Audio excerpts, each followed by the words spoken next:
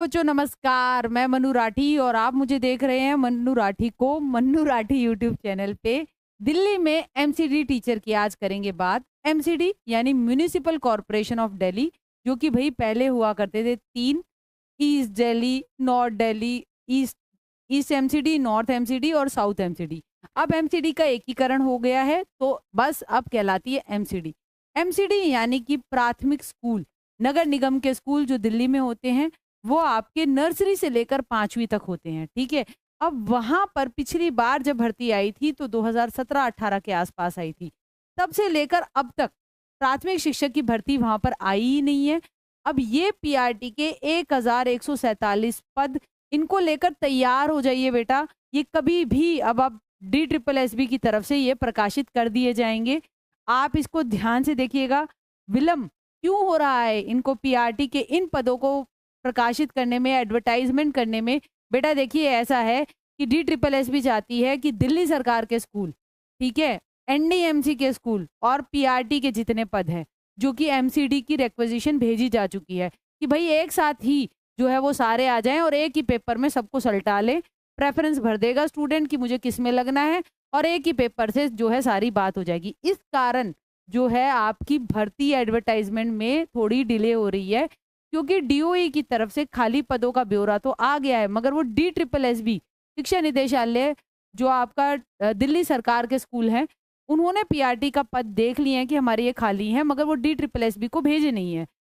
इसलिए DSSB wait कर रहा है कि कब वो आ जाए तो हम इसको एडवर्टाइजमेंट कर दें। हालांकि जो बच्चा DSSB के थ्रू, यानी कि दिल्ली में एक बोर्ड जो कि शिक्षक भर्ती और नॉन टीचिंग भर्ती आयोजित कराता है, भाई मैं आपको बहुत इंपॉर्टेंट बात बता रही हूँ, कभी भी ये पद प्रकाशित हो जाएंगे। एक चीज ध्यान से देख लीजिए, ठीक है। ये क्या है बेटा? ये आपका ब्यौरा है, ठीक है। ब्यौरा किस चीज का है? कि आपकी 1147 प्राइमरी के पद के लिए DSSB को ये रिक्वेजिशन भेजी गई है। इसमें आप देख सकते हैं कि कितने पद कैटेगरी वाइज आने वाले हैं। देखिए, जनरल के फ्रेश वैकेंसी, क्योंकि ये हमारी फ्रेश वैकेंसी है ना, तो फ्रेश वैकेंसी को अगर हम बात करें जनरल की, तो यहाँ पर आपके 201 पद, ठीक है। तो यहाँ पर हमारे 201 पद जो है फ्रेश वैकेंसी के आ गए, ठीक है। इसके बाद जो आ गए हमारे पुराने बैकलॉग से जो भरे नहीं गए हैं, वो हैं 265। तो जनरल के पद हो गए 466। तो यहाँ पर आपके 466 वैकेंसी आएगी एमसीडी में, जो है प्राथमिक शिक्षक भर्ती की जनरल के 466 पद आएंगे, ठीक है। हाँ, इसके बाद आपके बात अगर हम करें ओबीसी, अदर बैकवर्ड क्लास, अब ओबीसी सर्टिफिकेट यहाँ पे दिल्ली का चलता है, अन्य राज्य वालों का नहीं चलता है, ठीक है। उनके आपके फ्रेश रोस्टर के अंदर 134 पद हैं। जो पुराने वाले हैं उसमें आपके 312 नहीं भर, मतलब 178 नहीं भरे गए हैं, तो टोटल हो गए आपके 312, ठीक। एससी के आपके 75 पद फ्रेश में आ रहे हैं, 81 पीछे आ रहे हैं। भाई अब ये पीछे आने का मतलब ये है कि ये जुड़कर आएंगे। पिछली बार जब भर्ती आई थी तो ये खाली रह गए थे, ये भर नहीं पाए थे, तो कुल मिलाकर जुड़कर भर्ती आएगी ना। तो एससी के 75 जमा 81 टोटल हो गए बेटा आपके 156, ठीक है। इसके बाद अगर हम बात करें एससी और एसटी सर्टिफिकेट कहीं का भी हो वो चलता है बेटा, जरूरी नहीं है वो दिल्ली का ही हो। ओबीसी सर्टिफिकेट सिर्फ दिल्ली का चलता है, इस बात को ध्यान दीजिएगा, ठीक है। अब यहाँ पर आपका एसटी के 37 जो है वो अब की बार फ्रेश वाले में, पिछली बार एसटी की भर्ती जो है वो भरी नहीं गई थी, 126 खाली रह गए थे, तो 163, ठीक है। इसके बाद आपका ईडब्ल्यूएस सर्टिफिकेट वो भी कहीं का भी चलता है, यूपी का, बिहार का, सारे का चलेगा। तो ईडब्ल्यूएस 50, ठीक है। पिछली बार ईडब्ल्यूएस की सारी भर दी गई थी, तो 50 ईडब्ल्यूएस की हो गई, ठीक है। इसके बाद अगर हम बात करें, आपके टोटल पद 497 नए हैं, जिसमें आपके दिव्यांग के भी 20 हैं, ठीक है। और पिछली बार का जो बैकलॉग नहीं भरा गया था वो हो गया आपका 650, ठीक है। तो टोटल आपका आ गया 1147, ठीक है, जिसमें, ठीक। और पिछली बार बैकलॉग दिव्यांग का भी बहुत ज्यादा रह गया था, ठीक। अब बेटा मैं बात क्या कहना चाहती हूँ, एक बात ध्यान से सुन लेना। बार बार कहते हो कि मैडम आप DSSB की अपडेट लेकर आते हो, मैं ये आपको आज ये जो दिखा रही हूँ ये बहुत इंपॉर्टेंट डॉक्यूमेंट है। इससे देखिए साफ तौर पर बताया गया है यहाँ पर कि डिप्टी सेक्रेटरी कड़कड़ डूमा नई दिल्ली 92 उसको रेक्वेजिशन भेजी गई है एमसीडी के द्वारा कि जी हमारे इन पदों के लिए पेपर करवा दो।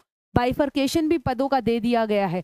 तो मतलब आप जो है ये बात ध्यान से सुनिए। हाँ, एक बात और ध्यान से सुन लीजिए कि सभी बच्चे वीडियो को लाइक कर दीजिए। आप सभी मेरी बात को बिल्कुल बहुत ध्यान से सुनते हैं, प्यार भी बहुत दिखाते हैं मेरी DSSB पीआरटी की वीडियोस को। मेरे साथी लोग भी बहुत ज़्यादा ध्यान से मेरी वीडियो देखते हैं, तो वो भी अपना प्यार दिखाएं। आप ज़रूर लाइक कीजिए जो वीडियो देख रहा है, क्योंकि बात यह है कि बात स्पष्ट करते हैं यार, आपको साफ बता रहे हैं कि DSSB के ये पद कभी भी प्रकाशित हो जाएंगे। ठीक है, फिर मत कहना कि मैडम तुमने ना बताई। आप ये देखिए कि ये सीटेट जैसा मेला नहीं है, ये 6 महीने में लगेगा। ये बहुत दिनों बाद भर्ती आती है। 42/21, 47/21, 2021 के बाद 2024 में आसार बन रहे हैं भर्ती आने के। और 2021 में भी जो भर्ती आई थी ना बेटा जी, वो आपकी किसकी आई थी? डीओई और एमसीडी के चिन्ह चिन्ह पद आए थे। ये एमसीडी की भर्ती है और इतने ही पद, ये काफी भर्ती में आता है। ये जो 1147 है ना, अब अपने को आदत हो गई है 50,000 यूपी में 50,000 आए, 27,000 आए, इतने कभी नहीं आएंगे दिल्ली में, इतने ही आएंगे। ये भी बहुत ज्यादा में काउंट होते हैं कि भाई ये बहुत बढ़िया है। ठीक है, लग सकते हो, कोई असंभव बात नहीं है, दिक्कत बिल्कुल भी नहीं है। एक तो पहली बात मैं क्यों कहती हूँ कि DSSB में आपका सिलेक्शन स्ट्रेटेजी, देखिए सबसे पहली बात कि भाई यहाँ पे ना एक फेयर चांस मिलता है सबको, चाहे कोई भी अन्य राज्य का हो, चाहे कुछ भी हो, सब जो है आपको अगर रिजर्वेशन कैटेगरी से नहीं है, सब एक फेयर तरीके से, एक ऑनलाइन तरीके से पेपर देते हैं। ठीक है, और ये ऑनलाइन पेपर है ना, सारा ये जितना भी सीटेट में जो मैं 150 में से 140, मैं 150 में से 126, सारी हेकड़ी निकाल देता है इंसान की। क्योंकि वो तो मैं तो ये मेरे इंटरव्यू दे रहे हैं हम तो सीटेट के टॉप पर, ये वो सब जो है धरा का धरा रह जाता है। क्योंकि भाई 2.5 घंटे में कर रहे हो 150 क्वेश्चन, और यहाँ सिर्फ 2 घंटे के अंदर जब 200 क्वेश्चन करते हो ना, ये असली टेस्ट होता है। और ये भी OMR बेस्ड होता है। और जानबूझ के ये सबसे पहले वाला सेक्शन रीजनिंग का रखते हैं 20 क्वेश्चन का, और फिर मैथ्स का 20 क्वेश्चन का। बच्चा जो है अपना सारा समय इसके अंदर खपा देता है। और सबसे बड़ी बात ये होती है कि यहाँ पर SSC की तरह नहीं होता कि आपने एक सेक्शन किया तो दोबारा आप उस सेक्शन पर रिविजिट कर सकते हो। रीजनिंग के 20 क्वेश्चन आपने 10 करे, 5 करे, 20 के 20 करे, इन्हें कोई लेना देना नहीं है। ठीक है, मगर अगर आप रीजनिंग से मैथ पे आगे चले गए तो आप वापस लौटकर रीजनिंग पे नहीं आ सकते। तो देयर इज एक्यूरेसी, एक्यूरेसी का सारा मामला है। ठीक है, टाइम मैनेजमेंट का मामला है। ठीक है, और कंटेंट, ठीक, कैसा कंटेंट पढ़ें कि आपका सिलेक्शन हो जाए। यहाँ पर देखिए रीजनिंग मैथ आता है 20 मार्क्स का, हिंदी 20 मार्क्स की, आपका इंग्लिश 20 मार्क्स की, और जीएस। और जीएस मैं आपको बता रही हूँ एसएससी से हल्का। ठीक है, और बाकी जो आपकी परीक्षाएं होती हैं उनसे थोड़ा सा अच्छे लेवल का आता है। ठीक है, तो स्टैटिक जीके भी पूछते हैं, एक इकोनॉमिक्स का भी पूछेंगे, 2 करंट के भी पूछेंगे, सारे क्वेश्चन पूछेंगे। ठीक, ये तो हो जाता है हमारा पार्ट ए। पार्ट ए और पी दोनों एक साथ होता है, और जरूरी नहीं है पार्ट ए को आप 1 घंटा दो, पार्ट बी को भी 1 घंटा दो। पार्ट ए 40 मिनट में कर लो, पार्ट बी ज्यादा मिनट में कर लो, ऐसा कोई वो नहीं होता। टोटल 2 घंटे मिलते हैं, उल्टी घड़ी चलती है और ठप तेरी से जो होता है वो बंद हो जाता है सिस्टम। और अगर आपने फाइनल लॉक नहीं करे आंसर तो वो भी दिक्कत हो जाती है। टोटल वैकेंसी मैंने बेटा आपको बता दी है, आपकी 1147। ये आपकी एमसीडी की हैं, इसमें डीओई की भी जुड़ेंगी, इसमें एनडीएमसी की भी जुड़ेंगी, इस चीज को ध्यान देखिए। ठीक है, ये हो गया पार्ट ए। पार्ट बी होता है सब्जेक्ट, ये आपका 100 मार्क्स का रहेगा। अब ये अगर आपको इस भ्रम में रखा जाता है कि सीटेट की सीडीपी, सीटेट की पेडागोजी सिर्फ यही आएगी, वो नहीं आएगी।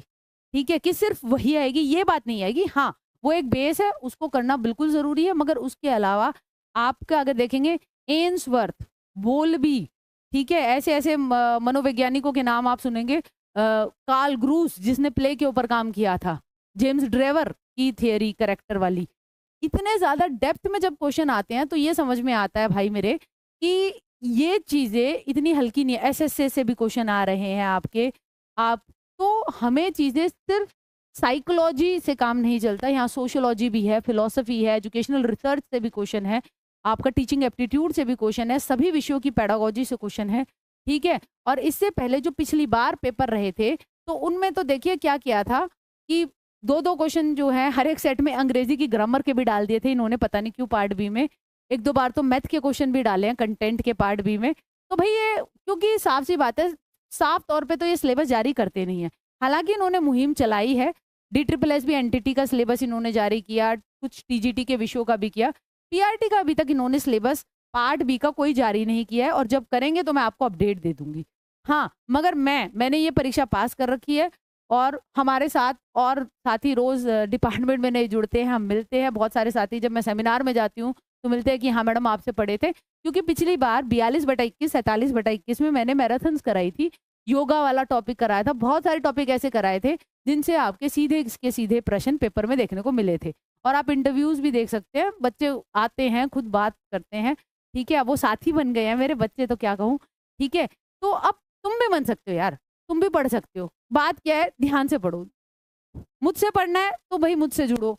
ये पीआरटी का बैच है, ठीक है? बात क्या है, क्यों बार-बार इस पीआरटी के बैच को बोलती हूँ? क्योंकि पार्ट ए और बी दोनों इसमें हैं। अभी से पढ़ रहे हो, ठीक है? जब पीआरटी के 1147 पद आएँगे तो भई नया कोर्स लाएँगे, लाइव क्लास लाएँगे।